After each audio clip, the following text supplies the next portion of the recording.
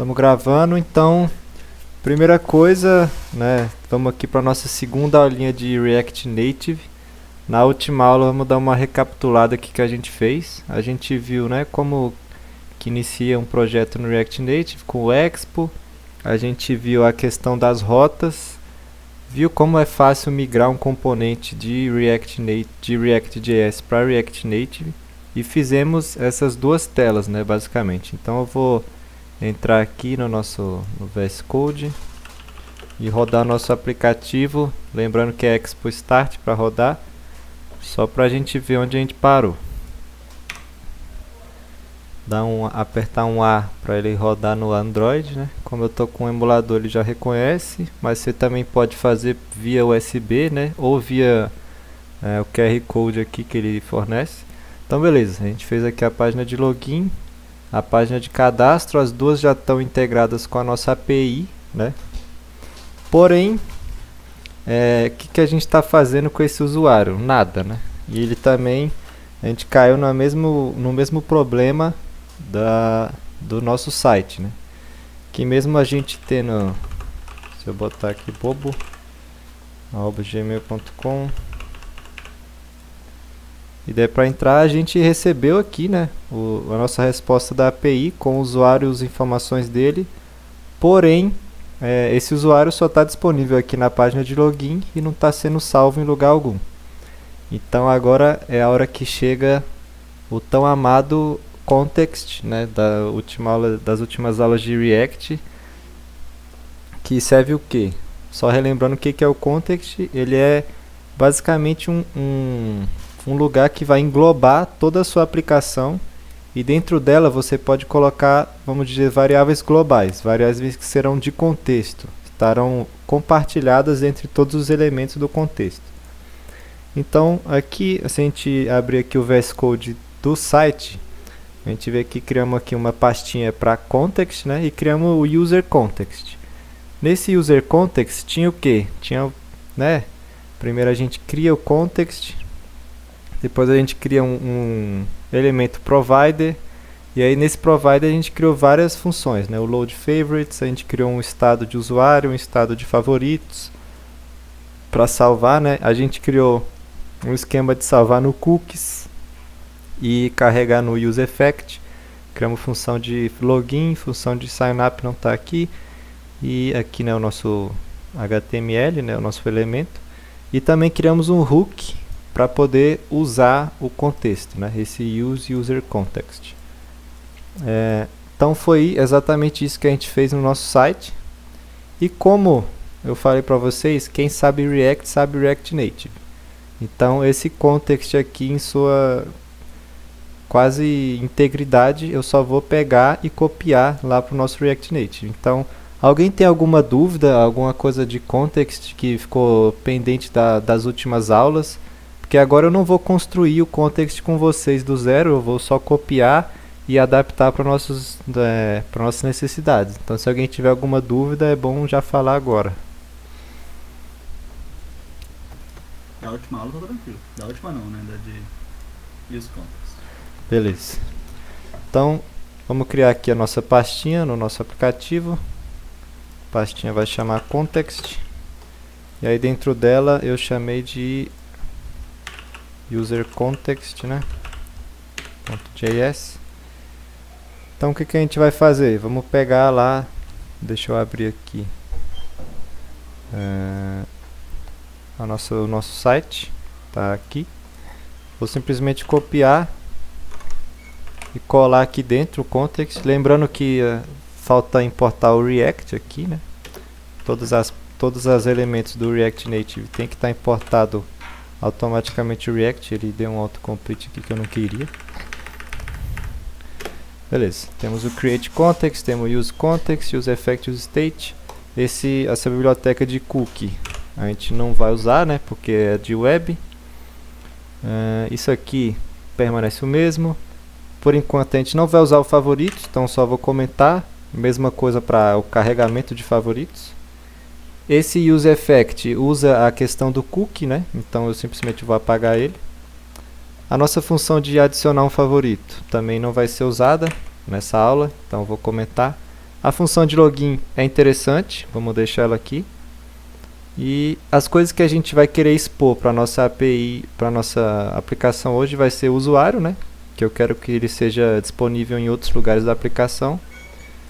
E o login, que eu vou transferir a responsabilidade de login aqui para o contexto. Então essa função de add favorite e os próprios favoritos eu vou retirar. Vou salvar aqui. O nosso hook continua o mesmo.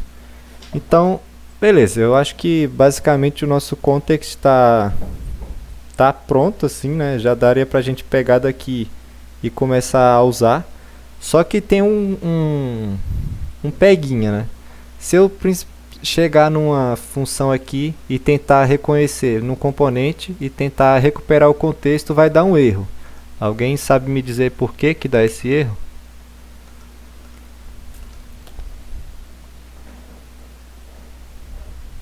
Porque ele não consegue acesso à tag? Ele não tem acesso. Mas o que que a gente faria? Vai dar que a nosso componente não está dentro do contexto. O que que a gente faria para poder arrumar isso? Você precisa adicionar a tag do contexto. Exatamente. Uma parte de tudo. Exatamente. Então aqui no nosso app.js, em volta das nossas rotas, a gente vai ter o que? O nosso user provider, né?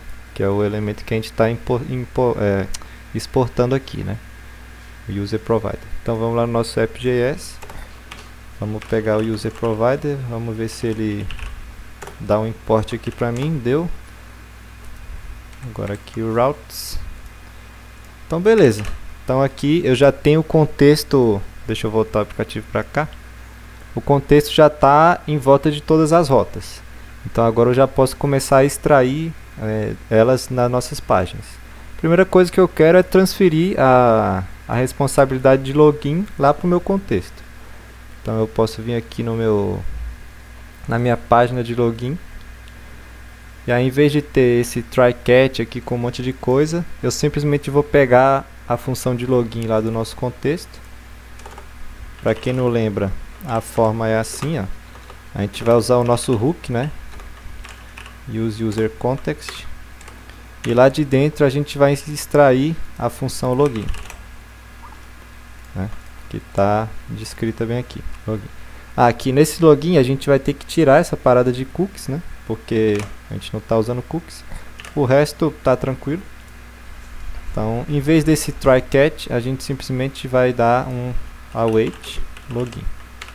E a gente tem que passar dois parâmetros para ele, que são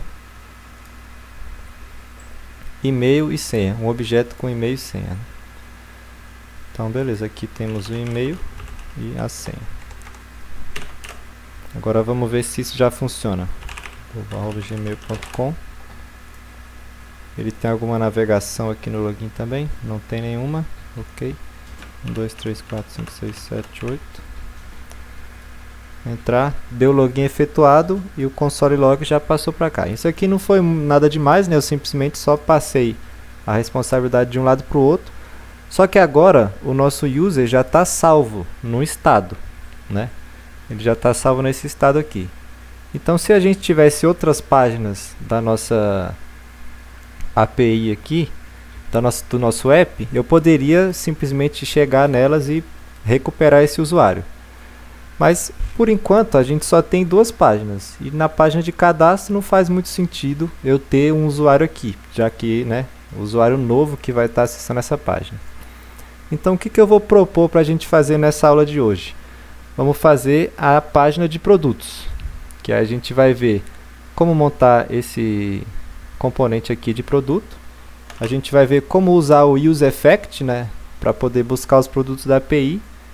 E como a gente vai poder fazer um esqueminha de mudar a rota dependendo se o usuário está autenticado ou não. Então, vamos vir aqui para o nosso app, que está aqui. Não, errei, está aqui.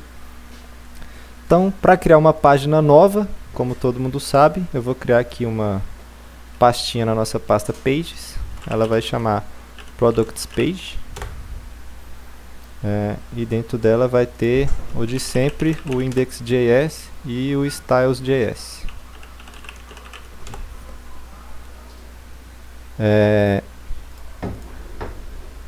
Então aqui a gente cria o nosso componente do React como sempre, né? Ih, criei no Styles, mas eu passo aqui para o Index. Tá, e aqui no Styles a gente vai importar o styled, né? From styled components /native, tem que lembrar sempre quando estiver mexendo com o React Native disso. E aí a gente pode exportar um componente inicial aqui, né? Que vai ser o nosso container. Que vai ser uma view. View. E aí beleza. E aí aqui em vez de div, eu vou buscar aquele container lá do nosso container do product pages /styles. Oxe, aqui não foi. Tá. Agora a gente tem essa página de produtos que ainda está vazia, não tem nada, só que a gente tem que conseguir navegar para ela. Eu poderia vir aqui e adicionar simplesmente uma rota nova, né? Uma tela nova nas nossas rotas. E beleza. Vamos ver como que isso ficaria, né? Eu posso vir aqui, botar um stack.screen. Ih, rapaz. Assim. E aí o nome dela eu posso botar products.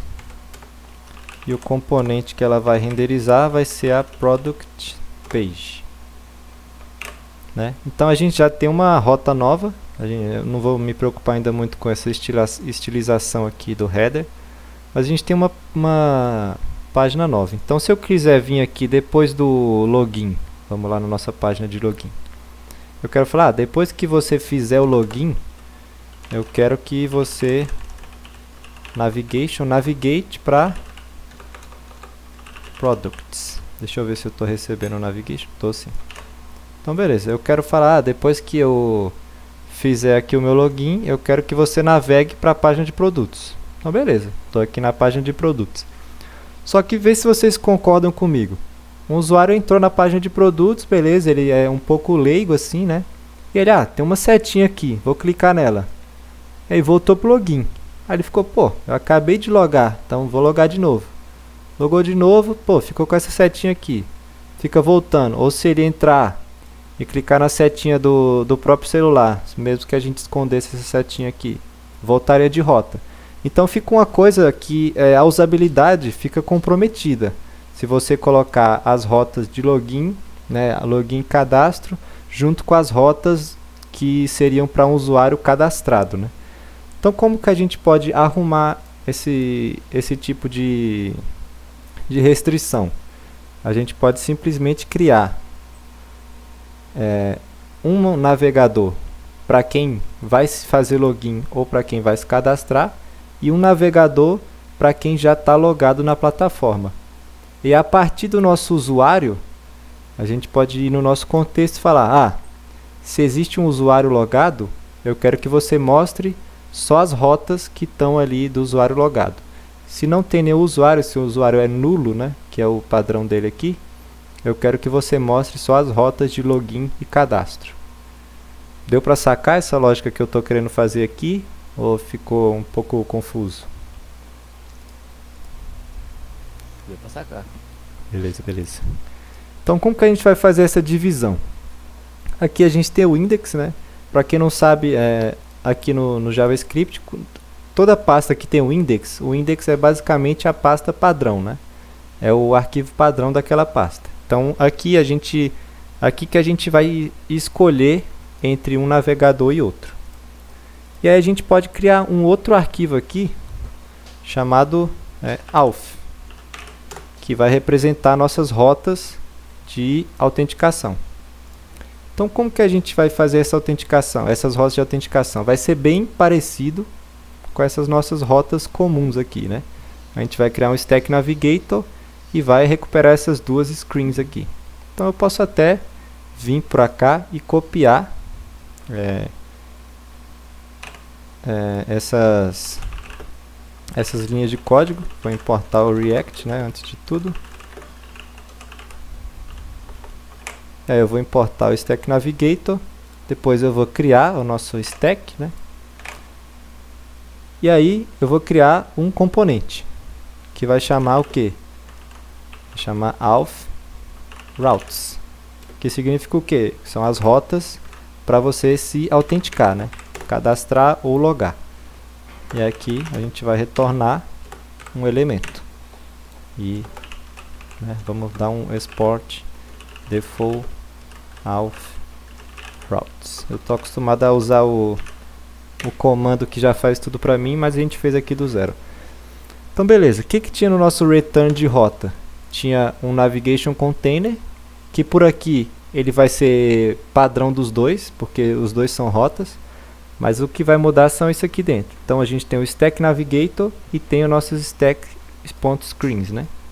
Então vamos criar o nosso stack navigator, beleza? E aí aqui dentro a gente vai ter duas telas, login e signup. Então eu vou tirar elas daqui e vou botar elas aqui dentro.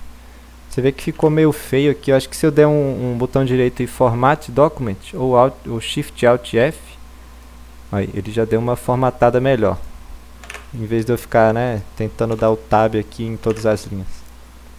E agora a gente tem que buscar também essas páginas aqui, né? Esses componentes que vão ser renderizados. Beleza. Aqui se eu salvar, ele vai botar de padrão a página de produtos, né? Mas não é isso que a gente quer.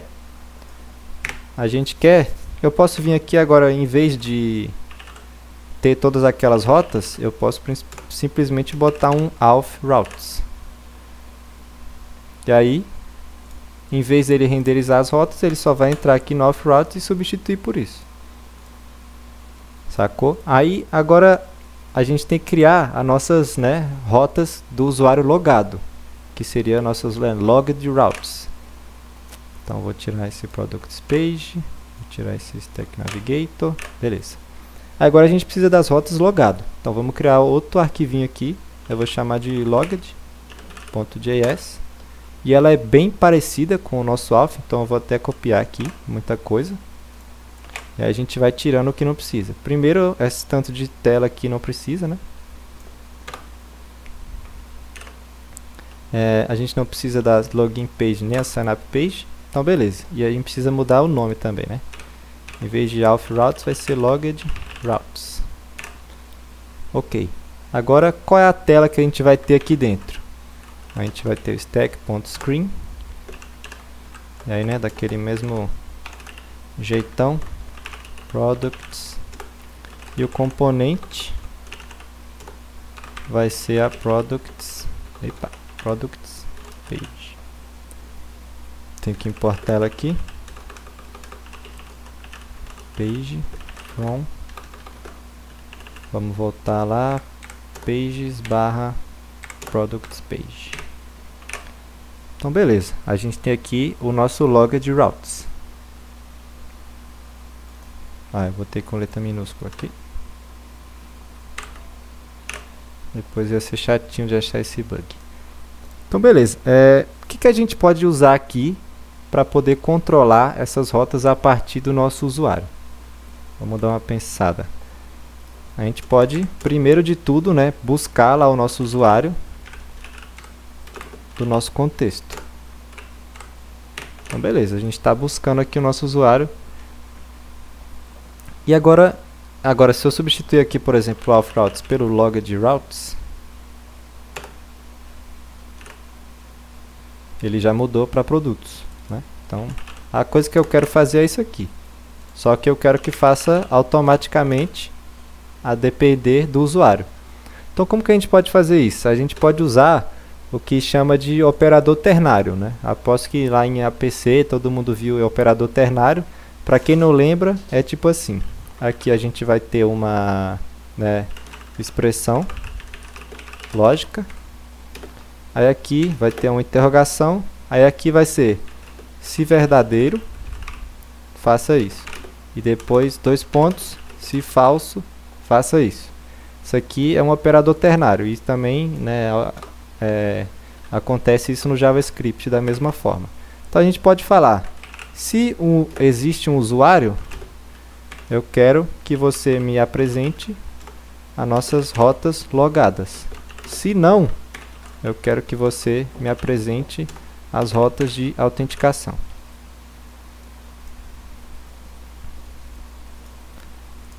Tem um usuário logado, né? Daqui das vezes que a gente fez. Mas ó, tem uma... Ele viu que o usuário iniciou como nulo, me mandou para as rotas da autenticação. Aí vamos tentar logar para ele mudar, né, o estado do nosso usuário lá no contexto. Eu clicar em entrar, ele mudou o estado do usuário no contexto e voltou aqui por algum motivo. Vamos ver qual que foi o erro que ele deu. Ah tá, é porque eu tô com um token de navigate lá no login que não existe mais essa rota, né? Ó, é até legal ter visto isso porque essa rota products não faz parte do mesmo conjunto de rotas da login page. Então se eu tentar navegar de um para outro, vai dar esse erro, né? Então vamos salvar, vamos repetir aqui o processo.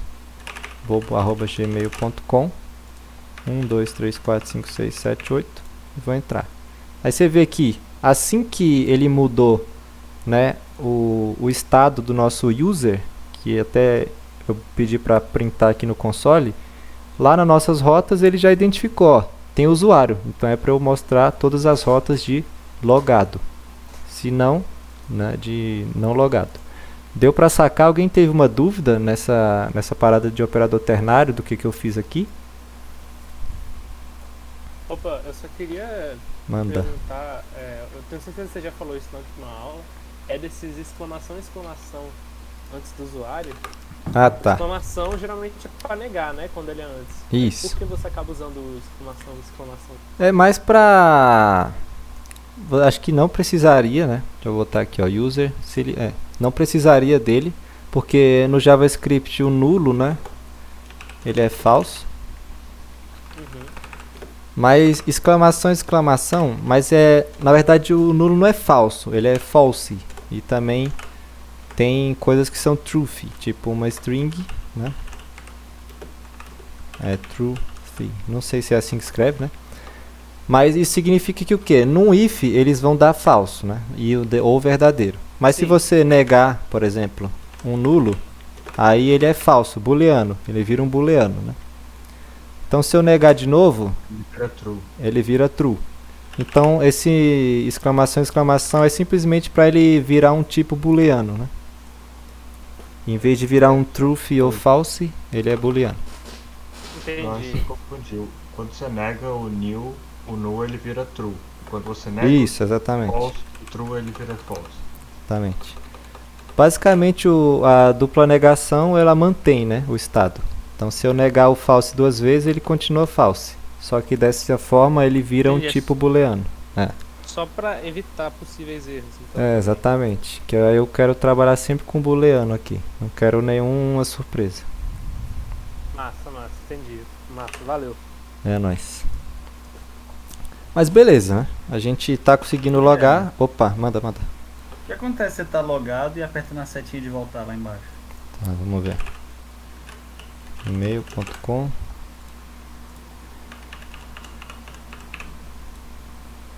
Aqui, né? Ele saiu do aplicativo. Por quê? Porque nesse esquema de navegação não existe nenhuma rota anterior a essa. Essa é a primeira rota que tem nessa nossa navegação logada. Então se eu clicar aqui, ele vai entender, se não tem nenhuma rota, ele está querendo sair do aplicativo. Muito massa. Sacou? Aí evita aquela usabilidade ruim do usuário ficar toda hora voltando para a página de login. Valeu. Beleza, é nóis. Mas vamos perceber uma parada. Deixa eu ver se eu der um reload aqui. Apertei R aqui no terminal, tá? Vocês veem que sumiu o estado, né? Agora o meu estado de usuário voltou a ser nulo. Então eu vou entrar aqui, né, gmail.com. Aí vamos supor, né, o usuário quer usar o nosso app. Então ele logou, beleza. Aí ele saiu do aplicativo, fechou aqui, aí falou: vou abrir o aplicativo novamente. Tem que logar de novo. Isso é outra coisa que prejudica a usabilidade. Então, na mesma forma que lá aqui no nosso app, a gente tem que buscar uma solução para que esse usuário continue logado na nossa plataforma, né? Não precise ficar logando toda vez que ele entrar.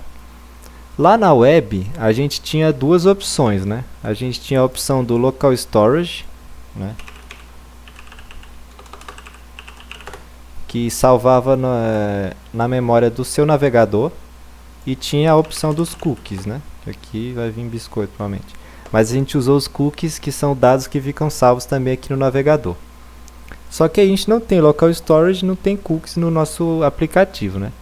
O que a gente tem, eu estava pesquisando, é uma forma de fazer, é com async storage, que é armazenamento assíncrono, né? Que é basicamente o local storage do nosso mobile. Então, a gente entra aqui, é dessa forma que usa aqui na nossa documentação, só que se você perceber aqui em cima, ele fala, ó, na própria documentação oficial do React Native. Tem outras coisas que na documentação oficial que vocês vão ver esse aviso aqui, ó. Tá deprecado, né? Deprecated. Use um pacote da comunidade. Aí ele te dá um link até para você ir buscar os pacotes que você quer. Então a gente vai ter que usar um pacote da comunidade para poder tratar com o async storage. Eu peguei esse aqui, ó, que ele tem o suporte ao Expo Go, tem o iOS, macOS, Web, Windows, Android, então tem um suporte bem grande, né, que a gente tem. E também tem uma documentação fácil de entender. Então a gente pode vir aqui na documentação deles.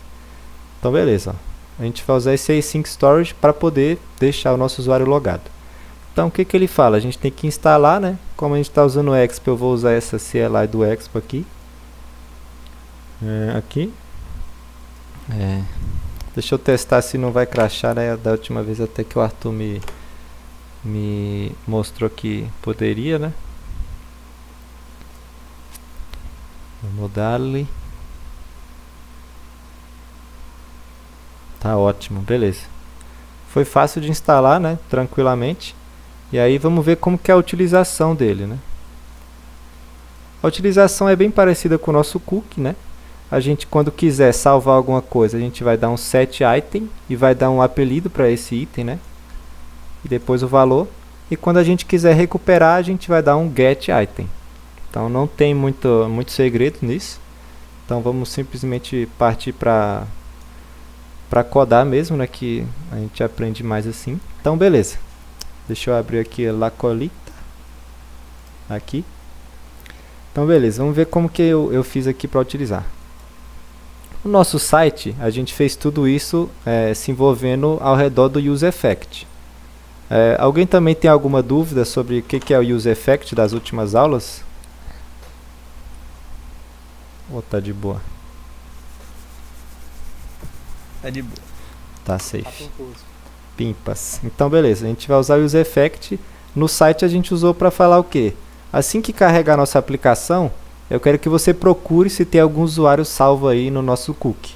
Se tiver, bota ele aqui para logar. Se não, né, segue o baile. Então a gente vai fazer a mesma coisa aqui, só que usando o async storage. Então eu vou criar aqui uma funçãozinha chamada loadUser, só para poder ela ser assíncrona aqui. Aí load user, rapaz, aí vai ser uma função assíncrona, que até como o nome já diz, é async storage, a gente tem que buscar de forma assíncrona lá, né? Vamos dar um try catch, só por causa de sempre que você vai fazer requisição assíncrona é bom fazer isso para evitar maiores problemas, né? Algum erro inesperado. Se der erro, a gente só vai printar ali no console. Então beleza, o que a gente vai fazer? A gente vai ver se tem um storage user, um usuário salvo no nosso storage, né? Então como que a gente tenta buscar o item do storage? A gente vai dar um await, aí async storage, que é o nome da biblioteca que a gente acabou de usar. Ele já importou aqui para mim. Ponto get item. Deixa eu passar esse simulador para cá.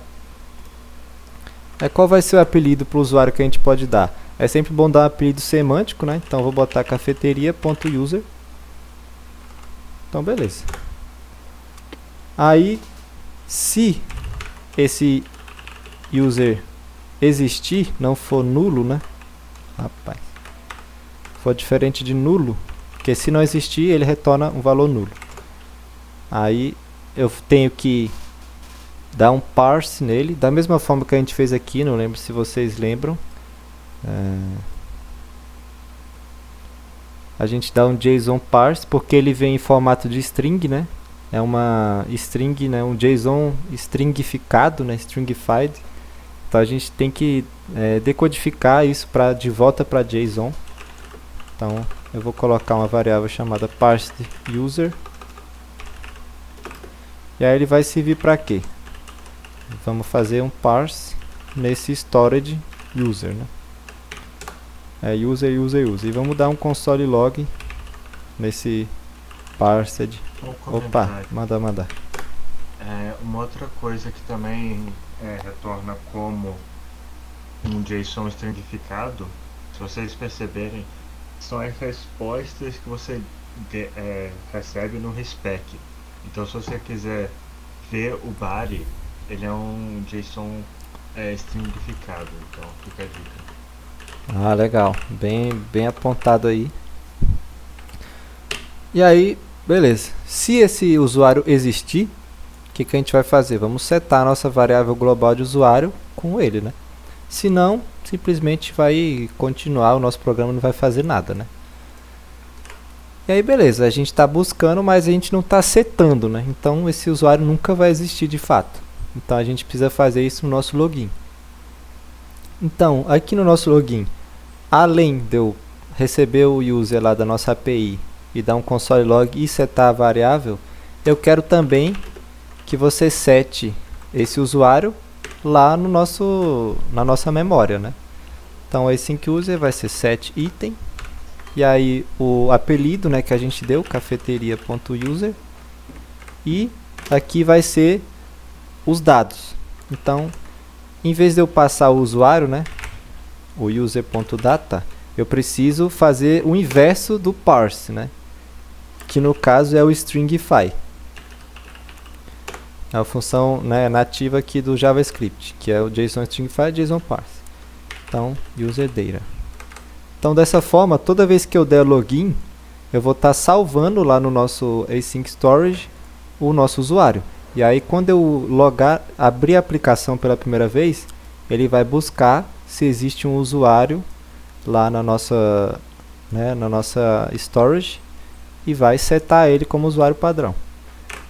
Então, beleza. Vamos ver se funciona dessa forma aqui. bobo@gmail.com 1, 2, 3, 4, 5, 6, 7, 8. Vamos entrar, beleza. Da primeira vez estava funcionando antes também, né?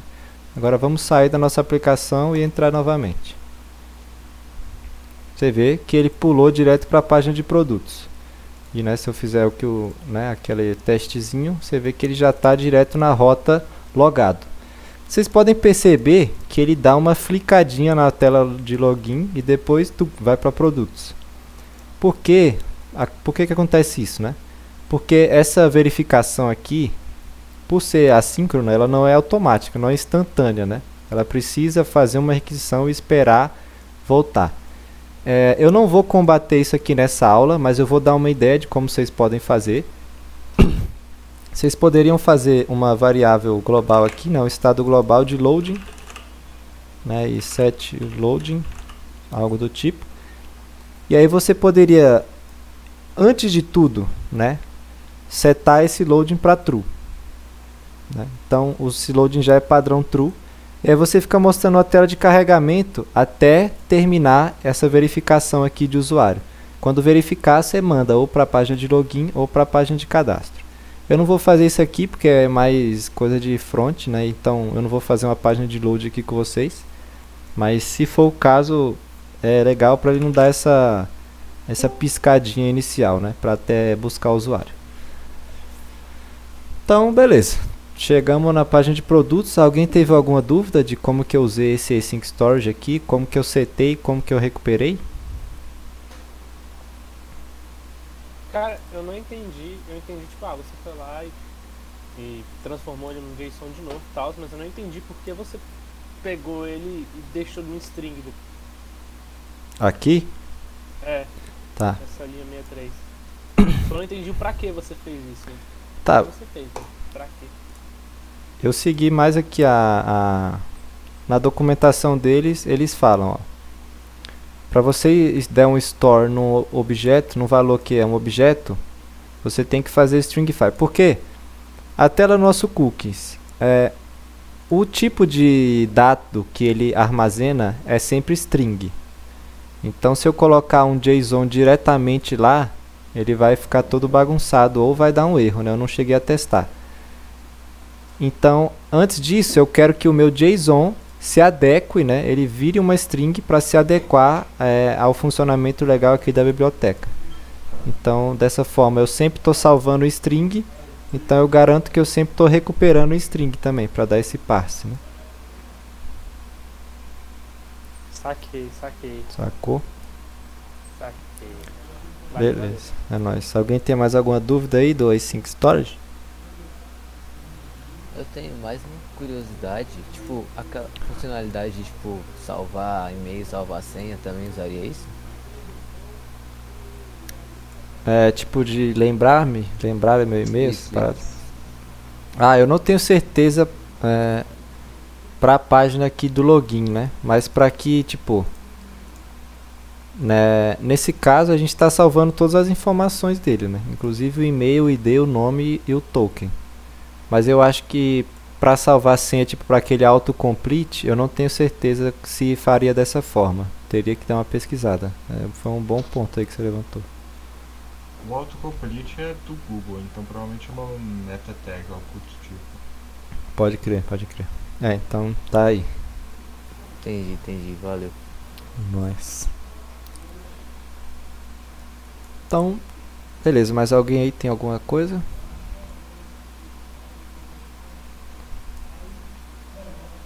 Tá, fechado. Então, sim, essa era a primeira parte da aula, né? Que a gente faria essa permanência do cadastro, do login e, né, a persistência do login e a integração aqui das rotas de login e de logado. Agora a gente vai fazer a nossa rota de produtos. Mas antes disso eu vou dar aqui uma pausinha, né? Já que essa aula está bem segmentada em duas abordagens diferentes, uma mais para front e outra mais para o JavaScript. Então vou dar um intervalinho aqui de 5 minutos, lá para as 4h55 por aí, 4h54, a gente volta aqui para fazer essa página. Então é nóis. Tops.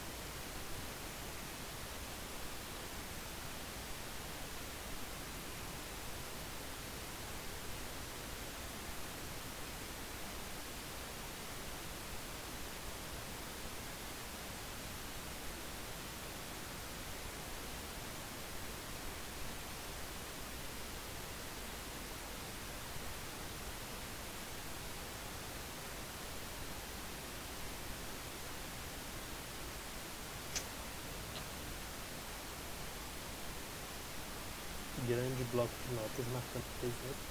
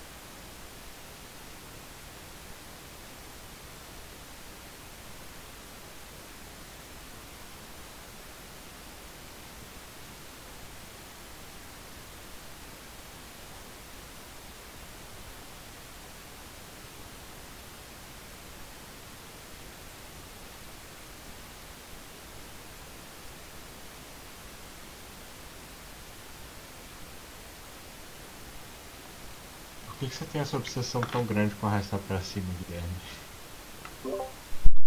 Arrasta pra cima, família. Por que ele não teria? Essa é a verdadeira pergunta. Mano, porque se você quer saber como fazer marketing digital, arrasta pra cima. Justo, justo. Porque no YouTube é clicar no link na descrição. É verdade. Isso é muito Instagram pra mim.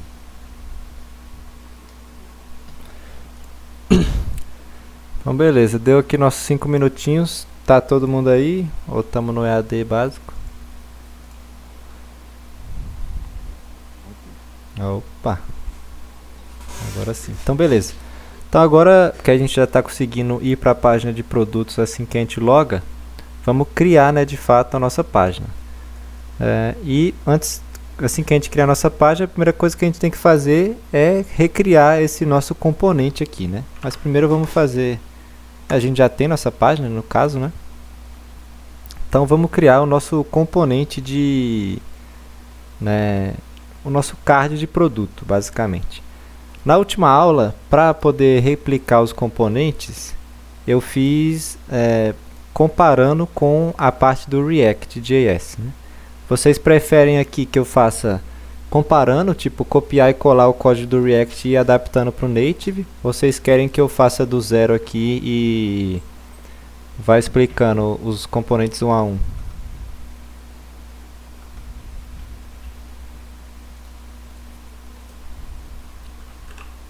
Bora, Vamos rapaziada, ser ninguém que vai sabe. brabo aí. Assim, eu estaria comparando porque é o que a gente faria num projeto real, né? Tipo, eu não acho que a gente ia reescrever do zero, mas se a galera preferir aí que faça do zero, aí Pois é, eu preciso saber, galera. Não, pode copiar e colar. Beleza, então vamos copiando e colando, aí a gente vai adequando aqui ao nosso, né, à nossa necessidade. Então beleza, aqui vamos abrir então nosso aqui cafeteria site. Esse é o componente que o Gabriel fez de product card. Então tem várias tags aqui HTML e tudo mais, tem aqui os ícones, BBB, pam pam pam, e tem os nossos estilos, né? Então eu vou simplesmente copiar, né, o nosso index e os nossos estilos também. Os estilos vai dar um pouquinho mais de trabalho, mas não tem problema nenhum. Ele botou style aqui por algum motivo. Então beleza, primeira coisa que a gente vai fazer, vamos comentar, né, para poder não dar 10 milhões de erros também, né? Esse favorite não vai ter por enquanto, esse set favorite vai ter. Então vamos comentar aqui o nosso código. Eu vou comentar linha por linha, porque aí fica mais fácil da gente ir analisando depois cada tag aqui que ela vai se transformar no React Native, né? Separado aqui.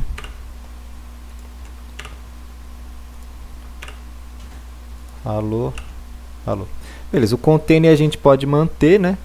Porque esse ícone a gente não vai usar. Esse user context por enquanto não. Exatamente. Meu Deus. Portamos React, esse icon button também por enquanto não vai existir. E lá nos nossos estilos eu vou comentar tudo, porque isso aqui tem um monte de uma coisa entrando na outra aqui, né? Tem um monte de alinhamento, então eu vou comentar tudo e a gente vai fazer os estilos aqui só se baseando neles, né? Aqui a gente precisa colocar o native. Então a gente vai, primeira coisa, exportar o nosso container, né? Vai ser uma styled.view, que é a div, né, do nosso React Native. Abrir aqui minha colitas. Beleza. Então vamos primeiro de tudo importar essa product card lá na nossa product page, né? Então eu vou vir aqui, product card. Ele já deu aqui um auto import para mim. Beleza, parece que não quebrou nada, né? Que até porque a gente também só tem uma view, que não está fazendo muita coisa. Então vamos ver como que é a estilização dessa view, né? Vamos pegar aqui como que o Gabriel fez. Ele deu uma largura aqui de 18, ele deu uma margem embaixo, tirou o overflow, botou uma altura setada, o display flex já vem por padrão, o background color também branco. Então muita coisa a gente vai poder reaproveitar aqui, né? Então, por exemplo, o background color white pode permanecer. A altura também 120 pixels, beleza. Já vê que já botou aqui um negoção grande. Eu vou dar um width de 100%, né? Para dependendo se a gente colocar um padding ou não, ele respeitar ali. O border radius vai ser de 20 pixels, também igual ele fez, já vê que deu uma arredondada. O overflow vai ser hidden, por causa dos componentes dentro, a imagem não pode sair voando para todo lado, né? O flex direction deixa eu ver, ele botou aqui. Tá, por enquanto não precisa disso. A margem bottom também pode ser também, só que depois a gente coloca. Então beleza, a gente já tem basicamente um card aqui, né? Um card arredondadinho. E o que que tem dentro desse card? Vamos ver o que ele colocou aqui. Tem uma section e dentro dessa section tem uma imagem. Então vamos criar isso tudo aqui no nosso React Native. Primeiro a gente pode chamar de, sei lá, image container, por exemplo, que vai ser nada mais do que uma view. E dentro dessa section eu falei que tinha uma imagem, né? Então já vamos criar aqui tudo. Vou chamar de image, vai ser um styled.image do React Native. Beleza, agora a gente vai lá e importa essas coisas lá no nosso código aqui. A section vai ser o nosso image container. Vamos buscar daqui do style. Deixa eu já só dar uma arrumadinha aqui, porque como vai ser bastante import aqui, a gente já vai organizando um pouco melhor. E aqui, em vez de img, vai ser o nosso image. Lembrando que no React Native não é src, é source, não é syros, não, é source. E aqui lembrando também que em vez de localhost, tem que buscar aqui o nosso... era na API, né? Buscar a rota que redireciona para o localhost. Pelo que eu lembro, tem uma forma de você, pelo terminal, redirecionar as portas do emulador do localhost para ser o mesmo da sua máquina. Só que de cabeça que eu não vou lembrar, eu acho que é ADB não sei o que.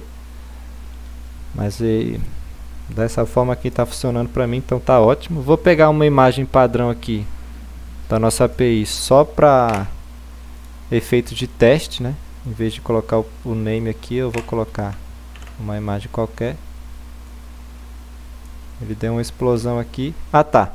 Outra coisa também interessante, que o nosso source, usando o React Native, a gente não pode passar o link diretamente para ele.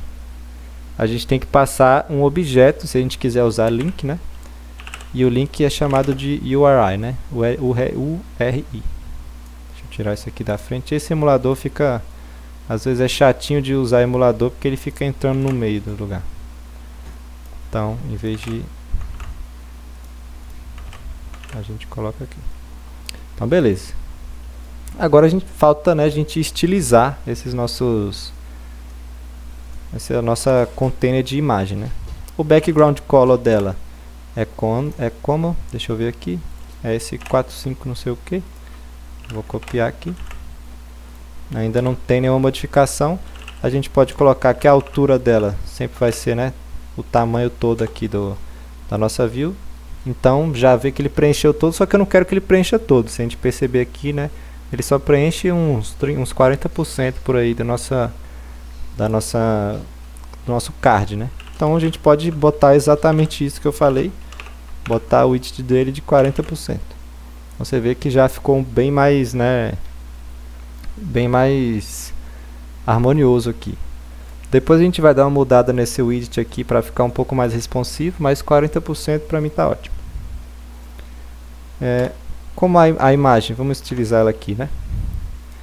Vamos colocar um tamanho dela aqui de 80%. Lembrando que é 80% do container, né? Não é o 80% da página. E a widget também vai ser 80%.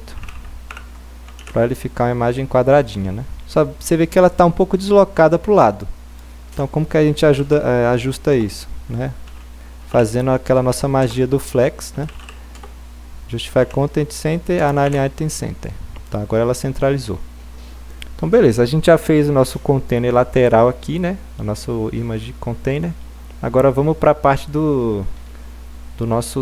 né, da descrição aqui do produto. Você vê que tem uma div em volta de tudo. Então beleza, eu vou usar essa div, vou criar o componente dela aqui no nosso styles, que vai ser o que? Eu vou chamar de product. Opa, manda. Uma pergunta.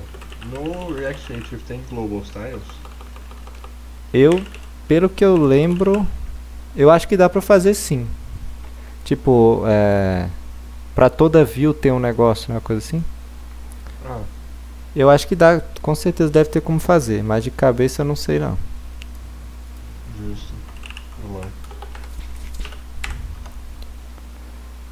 lá. Chamei aqui de product inf container, né?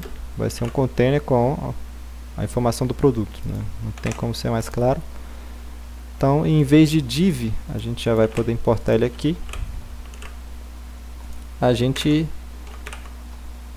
dá ali no product inf container aqui. Beleza, mudou nada, né? Então agora vamos começar a adicionar coisas dentro dele, né? Primeira coisa vai ser o product name. Uma coisa chata do React Native aqui é que tudo você tem que, se você quer um estilo específico, você tem que criar aqui pan, não sei o que, import const aí product name. Aí vai ser no caso um style de ponto text, né? Porque nesse caso o nosso título tem um estilo, a descrição tem outro estilo e o preço tem outro estilo. Então, se fosse um estilo só, a gente poderia criar só um default text, sei lá, e usar em todos. Mas como tem 3 estilos diferentes, a gente precisa criar esses componentes, né, diferenciados. Então já vou criar aqui também, né, o que eu acabei de falar, que é o product description. Que aí a gente já vai mata 2 numa vez só. Que também vai ser um style de ponto text no caso, né? Guilherme, você colocou production. Ixi. Caraca. Fui mais rápido do que o cérebro aqui. Aí aqui vai ser, né, o product name e o product description, né? Product name, product description. Eu vou pegar esse namezado aqui. Vou colocar o nome padrão por enquanto, né? Só pra gente testar, botar café. Não apareceu nada ali. Vamos botar o product description. E aqui eu vou colocar, né, Um café muito delicioso. Beleza. O que não está aparecendo nada? Porque o nosso container também não tem nenhum estilo e nem o nosso texto tem nenhum estilo, né? Então o nosso container vai ter um tamanho de 100%. E ele vai ter um paddingzinho. Deixa eu mudar, né? Eita, poxa. A cor aqui dos nossos textos. A cor, né, do título é essa marronzinha mais escura. A font size dele é 16 pixels, pelo que eu lembro aqui. Rapaz, não está aparecendo agora por quê? Essa é a pergunta que não quer calar. Ah, eu acho que a widget dele aqui tá zoada, né? Ou não, né? Vou até dar um refresh aqui pra ver se tá acontecendo alguma coisa de errado. Também não. Rapaz, agora me pegou. Será que essa widget aqui... Eita, pô, segura. Eu já vou fazer essa modificação aqui, porque agora que a gente tem dois containers... Agora, tá. Peguei aqui que eu tô errando. É uma coisa até legal de você pensar, porque o React Native tem essas peculiaridades. Todo o display flex, por padrão no React Native, é row, né? É direction column. Então, provavelmente ele está colocando os meus textos aqui para baixo. E como o overflow está hidden, ele está cortando, né? Então, eu quero que fique um do lado do outro, né? Então, eu posso botar uma flex direction row aqui. Exatamente. Agora ele colocou um do lado do outro. São coisas que é mais com a experiência, né, que você consegue pegar esses erros, mas lembrando esses conceitos que sempre é display flex e sempre é column, dá para evitar esse tipo de coisa aqui, que eu acabei caindo nesse peguinha, né? Guilherme, Opa, agora me bateu uma dúvida aqui. Tem alguma coisa pra debugar, assim, na hora de fazer aplicativo? Tipo um DevTools, assim, tem os navegadores, né? ah, É só na tipo, raça, para você ver os elementos e tudo mais, Isso. eu tenho quase certeza, assim, usando o celular, tem, mas aqui ó, tem, aqui ó, D, vamos ver se ele manda para nós. Não, D ele mandou ali para o padrão do... Tá É vendo porque- o browser, né? ele abriu no browser aqui o nosso padrãozinho aqui. Deixa eu ver se tem a outra opção. Agora aqui. Toggle menu. Será que é esse menu usado aqui? Aí, beleza. Aqui ó, o menu. No celular você bastaria chacoalhar o celular que ele aparece esse menu, tá? No emulador que eu tive que pesquisar essa parada. Uhum. E aí tem como você mostrar esse Element Inspector aqui. Que aí você clica e aí ele mostra como se fosse o inspecionado do browser, né? Com as dimensões e tal. Aí ele fala aqui tudo que a gente está fazendo, ó. Context Consumer, Style de Native Component. Tem um bando de parada louca aqui. Ah, boa demais. Meu Se eu- medo é ter que fazer isso aí no braço mesmo. Não. Segura. Aí vamos ver qual que era a parada M. Aí. Hide Element Inspector. Aí tem várias paradas aqui, tipo, se você quiser mostrar a performance, né? Acho que ele fica mostrando quantos FPS que tá, a taxa de queda de frames, tá? É bem legal mexer nesses menuzinhos aqui. Foi bom que você levantou essa dúvida aí. Valeu. Valeu. Beleza, agora a description, tá, o título também é negrito, né? Font weight é bold. Beleza. Só que agora você vê que ele tá colado ali, que é uma coisa meio chata, né? Então a gente precisa colocar um paddingzinho só pra ele sair, parar de colar ali. Então eu vou dar um padding de 5 pixels e 10 pixels. Você vê que ele deu um distanciamentozinho maior aqui. Beleza, a nossa descrição ela basicamente vai ter uma fonte um pouco menor do que o texto, né? De 14 pixels. Já foi o padrão aqui. Beleza, então a gente já fez nosso título e nossa descrição. Agora falta Essa outra div aqui, vamos ver por que o Gabriel colocou essa div. Vamos lá no nosso Figma. Ah, tá. Ele colocou essa div porque vai mudar de novo a direção do nosso flex, né? Então, se ele está indo sempre direção coluna, coluna, coluna, chegou no lugar aqui que ele quer que seja fileira. Então, ele envolveu nessa div. Muito bom, muito bom. Caraca, o Gabriel do passado mandou bem. Gabriel do Tinha uma passado. gambiarra ali em cima. Não, o cara é bom, o cara é bom. Então, vamos descomentar essa div. A gente pode criar um componente para simbolizar que vai ser o preço e o botão. Então, eu posso simplesmente colocar aqui Price and Button, sei lá. Que é descritivo e também não é... vamos pensar também muito nome aqui na aula, né? Então, vamos dar um export const Price and Button. Vai ser um styled.view. Beleza. Já vamos também exportar aqui o nosso price, né? Beleza, não tem muito que mudar aqui, é basicamente um texto. Ok.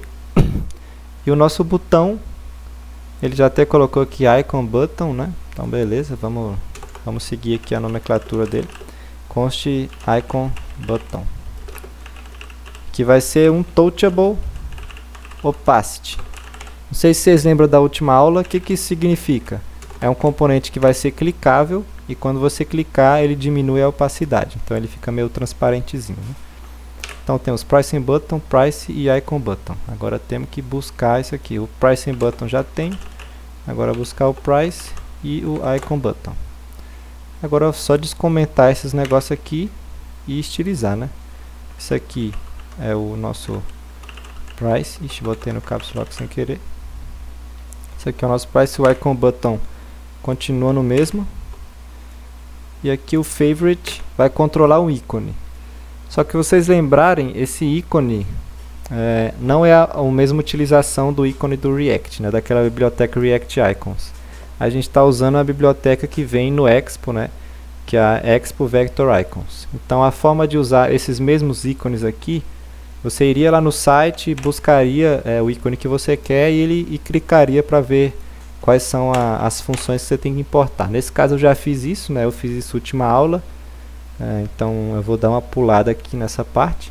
Então basicamente eu importei o Material Icons, que é um set de ícones grande, né? Aqui em vez de Product Price eu vou colocar 10 só para não dar erro. E aí aqui em vez de especificar o ícone que eu quero, importar o ícone que eu quero, eu importo o componente da classe e boto apenas o nome do ícone que eu quero daquele set, né? Então, vou simplesmente copiar aqui para evitar a fadiga, né? Então a gente tem o que está marcado. Se o favorito está true, ele vai estar marcado de amarelinho, se não vai estar marcado de marronzinho, né? Apareceu aqui o nosso preço e o nosso coisinha. Se eu apertar não está fazendo nada. Por quê? Porque o nome da função, né, no React Native não é um click, é um press. Então, agora se eu clicar ele explodiu tudo aqui. Vamos ver o que aconteceu, né? Não achou a... tá. É porque aqui ele está usando uma função que não existe ainda. Add Favorite. Vamos ver se agora funciona. Beleza. Está funcionando. Quando você clica ele fica amarelinho. Quando não ele fica despreenchido, né, de marronzinho. Agora só falta estilizar essa parte aqui. O que a gente vai fazer? Como eu falei, o Price and Button, a Flex Direction dela vai mudar para Row. Para ficar um do ladinho do outro. E eu quero que ele tenha um Justify Content Space. Pode ser um Space Around. Ixi Maria, o bagulho fugiu do mundo ali. Aqui não, aí também não.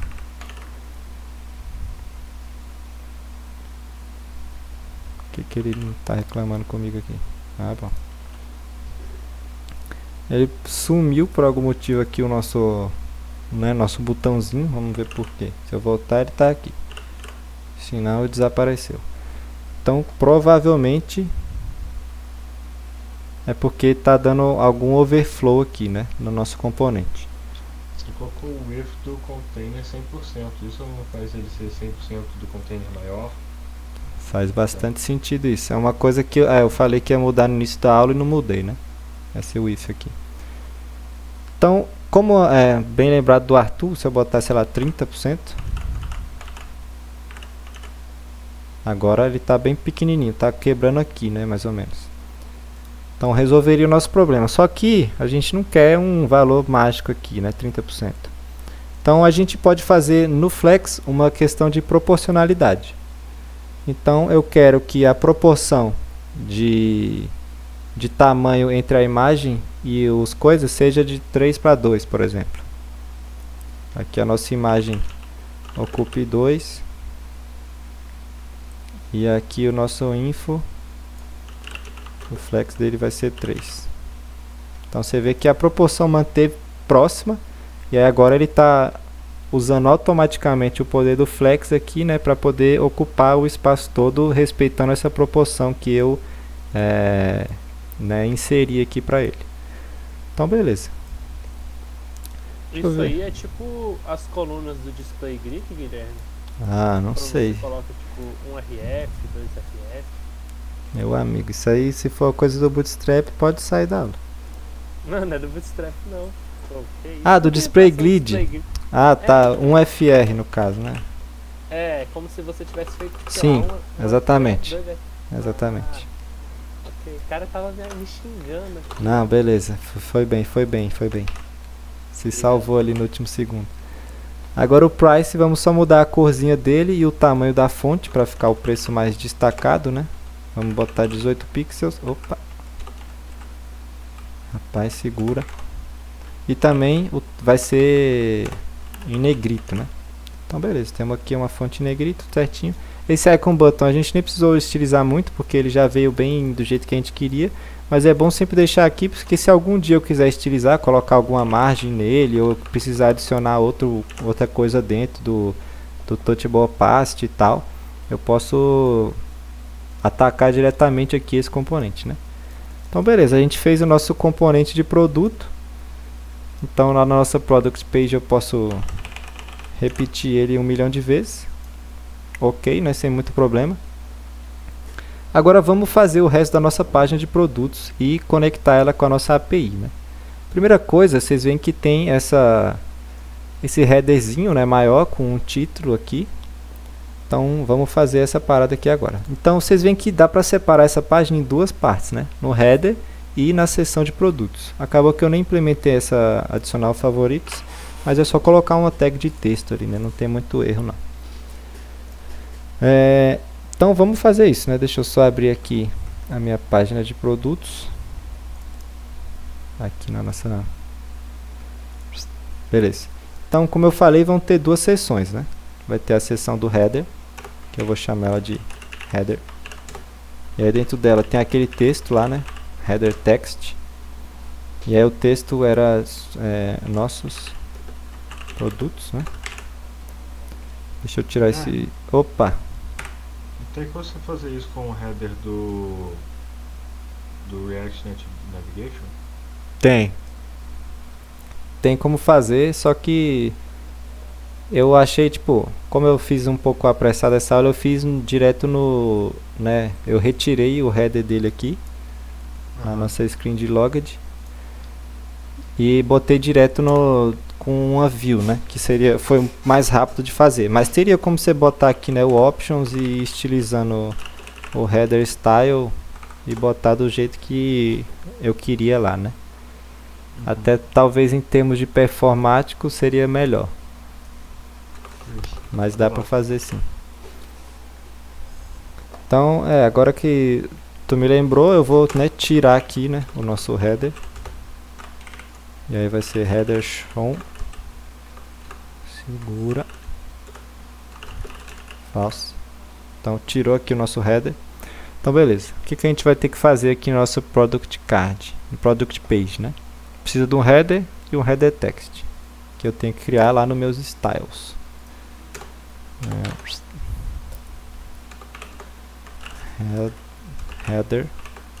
Header text Eu preciso criar isso aonde? Nossos estilos. Header, que vai ser um style.view, e o header text, que vai complementar ele, vai ser um texto, né? Style, faltou export.text. Export. Ok, ok. Beleza. Não tivemos muito problema aqui, né? Agora, o que vocês perceberam, por exemplo, quando eu fiz isso aqui? Tá, eu vou botar mais pra frente um pouquinho essa parte, na real. Porque vamos focar aqui no nosso header primeiro, né? Primeiro, esse nosso container aqui, ele tem que ter um flex 1, para quem lembra, para ele ocupar a tela inteira, né? Então, se eu botar um background color blue aqui, ele está ocupando a tela toda. Então, vamos estilizar o nosso headerzinho aqui, né? Eu deixei... Tá, ok. O que o nosso header vai ter? Eu quero que ele tenha uma altura mais ou menos de 15% da página. Essa alturinha aqui eu achei legal. O tamanho vai ser 100% da página. A cor dele vai ser aquele marrom, né, um pouco mais claro, que é esse 66 não sei o que. Já botou ali, né? E vou botar uma margem bottom de 4%, só para ele tirar os nossos produtos não ficarem colados aqui, né, com o nosso header.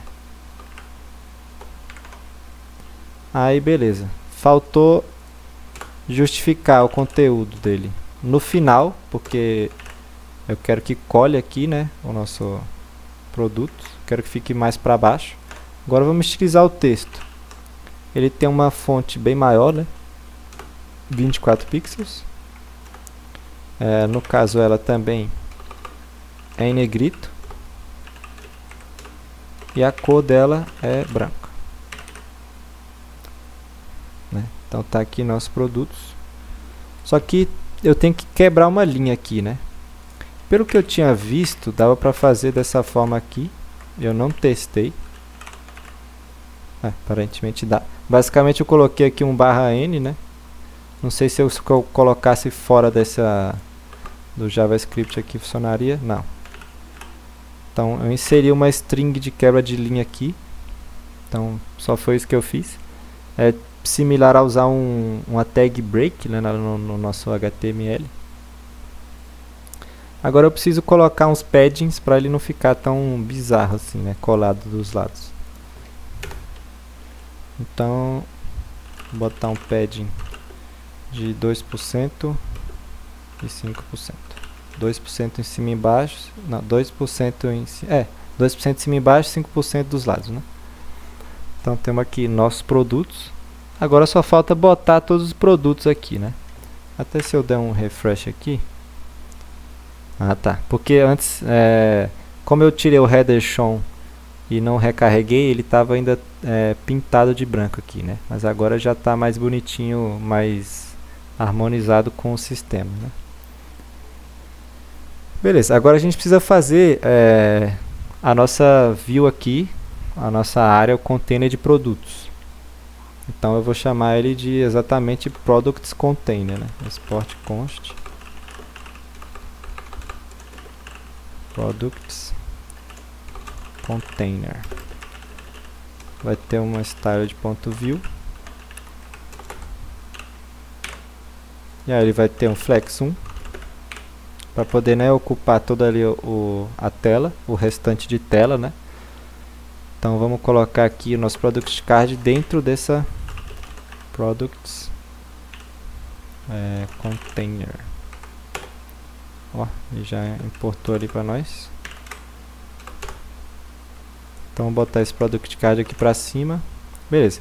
Agora vamos fazer uma coisa. Vou colocar um monte de produtos, né? O que aconteceria numa aplicação normal. Você vê que eu estou tentando rolar aqui e não está rolando, né? Ele só mostra até onde cabe a tela. Isso porque os elementos de view, né, as views no React Native, por padrão, elas não têm esse sistema de rolagem.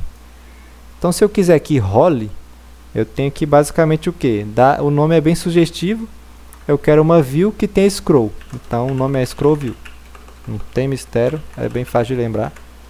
Scroll view, agora, beleza. Eu consigo rodar aqui entre os meus produtos. Agora, vamos lá no nosso product card e dar, né, aquela margenzinha, né, margem bottom, vamos botar 2% por aí. Não sei direito o valor de cabeça. 1% acho que tá bom, né? Só para dar uma separaçãozinha básica. Então beleza, esse scroll view serve para poder rolar, né? Para uma view seja scrollable, né? E também a gente vai dar só um padding pequeno aqui dos lados. Em cima e embaixo não vai ter nada. Dos lados vou botar um 4%. Beleza? Só para ficar, né, mais parecido com o nosso design aqui, que tem um espaço antes dos produtos. Então beleza, a gente basicamente fez os nossos produtos. Cadê o negócio aqui? Tá aqui. Então a gente fez os nossos produtos e agora só falta buscar esses produtos lá da nossa API, né? Se vocês lembram, o jeito de comunicar com a API no React sempre é através do useEffect, né? Então vamos, né, useEffect, depois eu importo ele ali. Vamos importá-lo. A gente vai precisar do useEffect e do useState. Vai ser exatamente igual ao que a gente fez, né, na nossa aplicação web. A gente vai criar um estado com nossos produtos e depois um setProducts. Opa! E aí vai ser um useState. Inicialmente vai ser um array vazio. E aí eu vou criar uma função aqui para carregar os produtos, load products. E aí ela vai ser descrita aqui em cima, load products. Vai ser uma função assíncrona, que vai lá na nossa API. Tá, e aí vamos fazer aquela velha coisa lá da API, response, await, API.get, a rota dos produtos é products /index, beleza. E depois vou dar um set products response.data. Beleza, até agora não está fazendo nada. Vamos ver o que deu aqui. Eu tenho que importar a API, né? Legal. Import segura API from volta API. Agora não deu erro. Vamos dar um console log aqui no nossos produtos. Response.data. Então beleza, já estamos pegando todos os produtos aqui, igual lá no jeito web, né? Agora falta fazer um map com esses produtos, né? Então vou vir aqui, apagar tudo isso. Vou fazer aquele esquema, né? Products.map. E aí cada map vai iterar um produto. E esse produto vai devolver o quê? Um product card. Vem pra cá esse negócio aqui. E aí para cada elemento do map, vocês têm que lembrar que vocês têm que passar uma key. No caso é o product.id. E lá o nosso product card vai receber esse produto, né? Para poder extrair as informações dele. Então beleza. Até agora não mudou nada, só mudou a quantidade, né? A quantidade está refletindo as da nossa API. São acho que 10, 12, sei lá, produtos. Agora a gente só tem que ir lá no nosso product card e fazer ele refletir esse produto que ele está recebendo. Então aqui, em vez de eu pegar esse Rails Active Blob, não sei o que aqui, tem que... em vez disso, vou pegar o que? Rapaz, segura. O nosso product.image URL, pelo que eu lembro lá da API. Você vê que já mudou aqui todas as imagens, né? Agora vamos fazer a mesma coisa para o nome. Product.name. Mudou todos os nomes. para descrição, product.description, mudou as descrições, e agora o derradeiro, product.price, mudou todos os preços. Então, acho que é basicamente isso. A gente viu esse conceito de scroll view, a gente viu o conceito de permanecer o login e trocar de rotas entre autenticado e não autenticado. E vimos também, mais uma vez, como é fácil a gente pegar um produto, né? um componente do React e passar para o React Native. Vou até apagar esses estilos comentados aqui para ficar mais limpo. E eu acho que a aula é basicamente essa. Eu queria comentar com vocês também, eu não fiz nessa aula porque também é um conceito um pouco mais complicado. Uma alternativa boa e mais eficiente para o scroll view, nesses casos aqui, chama flat list. Ixi, Maria. Tá, flat list React Native. Aqui, ó. A Performance Interface for Rendering Basic Flat Lists. Então, ele tem uma sintaxe um pouco mais específica de como você tem que usar ele, porque ele vai renderizando os produtos em ordem de com quanto você vai rolando, tipo, quando você chega mais aqui para baixo, ele começa a renderizar os próximos, né? A Scroll View ele renderiza todos de uma vez. Como aqui a gente tem 10, 12, 15 produtos, não teria problema, mas se a gente tiver uma lista com 1000 produtos, se a gente carregar todos de uma vez, pode dar uma travada. Então seria essa flat list, seria um elemento um pouco mais recomendado para essa questão de performance. Mas para o nosso caso aqui de poucos itens, é bem tranquilo usar o Scroll View.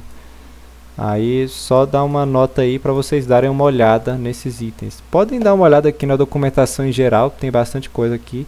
Além do Touchable Opacity, lá tem o Touchable Highlight, né? Que aí ele, em vez de esmaecer, ele fica aqui um pouco mais escuro, né? Tem um monte de coisa, tem como você personalizar status bar aqui em cima, tem como você fazer outros tipos de lista, tem como você usar um modal, que você clica e sobe aqui um alertazinho.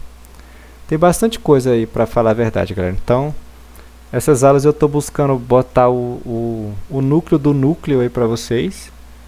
E aí depois, em cada aplicação, dá para descobrir uma coisinha diferente. Alguém tem alguma dúvida em relação a esse componente que a gente montou, em relação à integração com a API, com a Scroll View, qualquer coisa aí da aula? Professor, Oi. por que a gente não usa o Scroll View sempre, ao invés da View? Tipo, pra evitar correr, sei lá, da gente esquecer e ficar travado, né? Saquei.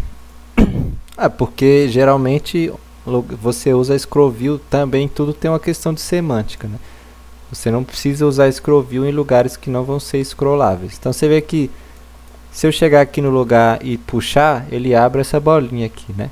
Então em questões visuais, abriria essa bolinha em todos os elementos do nosso aplicativo. Então já ficaria feio. Outra questão é a semântica, né?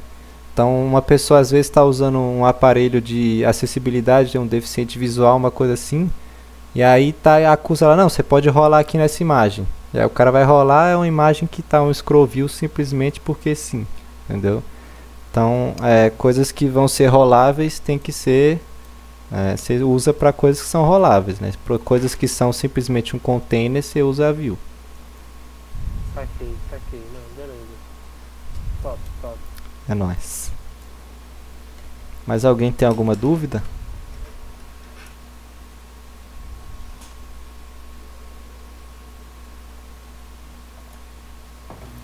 Ô Guilherme, Opa. queria perguntar uma parada, não tem muito a ver com o conteúdo da aula em si. É mais sobre User Effect. Tipo, o que eu tava vendo na Next Level Week semana passada, tá ligado?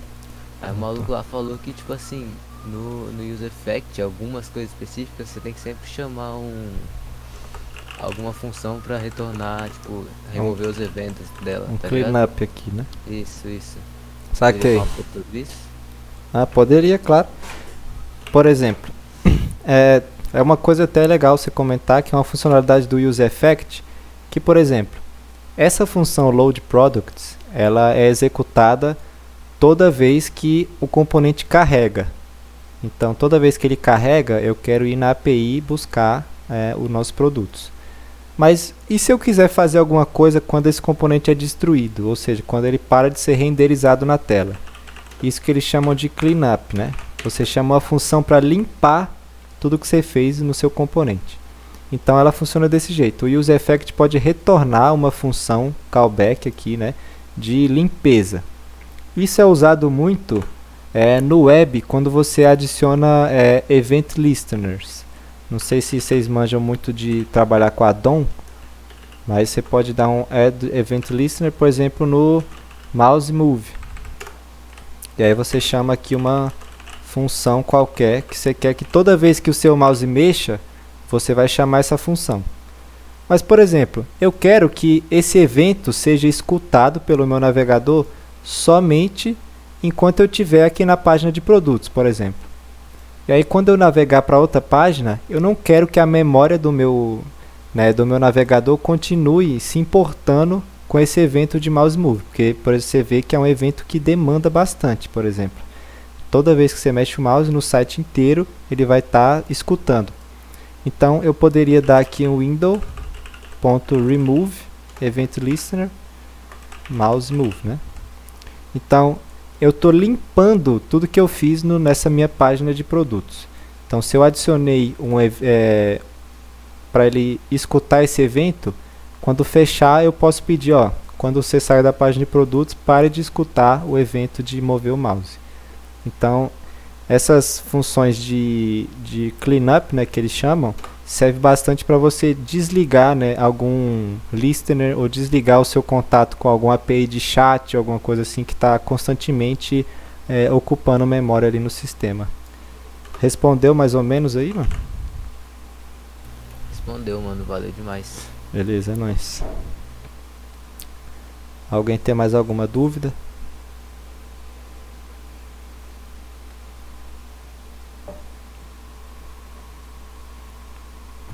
Não, senhor. Então, beleza. Vou dar aqui. Gabriel desmutou que eu vi. Ia falar saciado.